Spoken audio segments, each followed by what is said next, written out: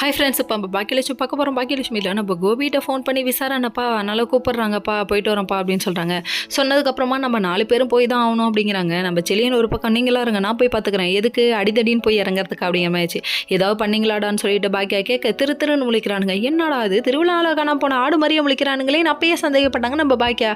கடைசியில் அங்கே போய் பார்த்துக்கலான்னு சொல்லிட்டு சாப்பிட்ட கதை கூட கையை கழுவிட்டு அவங்க கிளம்புறாங்க. நானும் வரேன் டேடின்னு சொல்லிட்டு இனியா சொல்ல, குட்டி பிசாசு உன்னால தான் எல்லாம், இங்கே கம்முனுக்கு உக்கடை அப்படின்னு சொல்லிட்டு இவங்க கிளம்பி போகிறாங்க. அங்கே போனால் இவங்க மாற்றி அவங்கள குறை சொல்ல, அவங்க மாற்றி இவங்கள குறை சொல்ல. அதுவும் சுதாகர் சொன்னார் பாரு ஒரு பொய், எப்பா வாயத்தோളം தான் அப்படியே சகஜமாக வருது, இப்போ அவனுக்கு எப்படிப்பா முடிவுது அப்படிங்கிற மாதிரி தாங்க இருக்குது. அதாவது இதுக்கு தான் ஆசைப்பட்டு சொத்து சொகன்னு கொண்டு போய் கட்டி கொடுக்கக்கூடாதுங்கிறது அப்படிங்கிற மாதிரி ஆயிடுச்சு. நான் கல்யாணத்துக்கு முன்னாடியே ட்ரக்கில் அடிக்ட் ஆனது அப்படின்னு விஷயத்தெல்லாம் சொல்லிட்டேன்னு சொல்லி இவங்க சொல்ல, அவங்க சொல்ல, கடைசியில் பார்த்தா பிரச்சனை வேணாம்ப்பா எழுதி கொடுத்துருப்போங்கப்பான்னு சொல்லிட்டாங்க.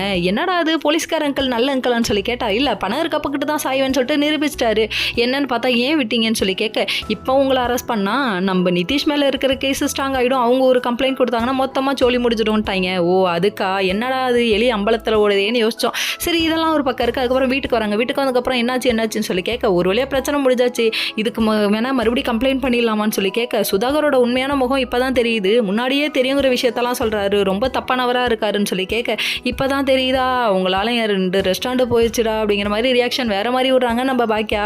கடைசியில் பொண்ணோட வாழ்க்கையும் போய் யாருமே இப்போ நிம்மதியே இல்லாமல் இருக்காங்க. இந்த டைமில் ஜெனியோட அப்பா வந்து என் வீட்டுக்கு வந்துருன்னு கூப்பிட்றாரு, கோவப்படுறாரு நம்ம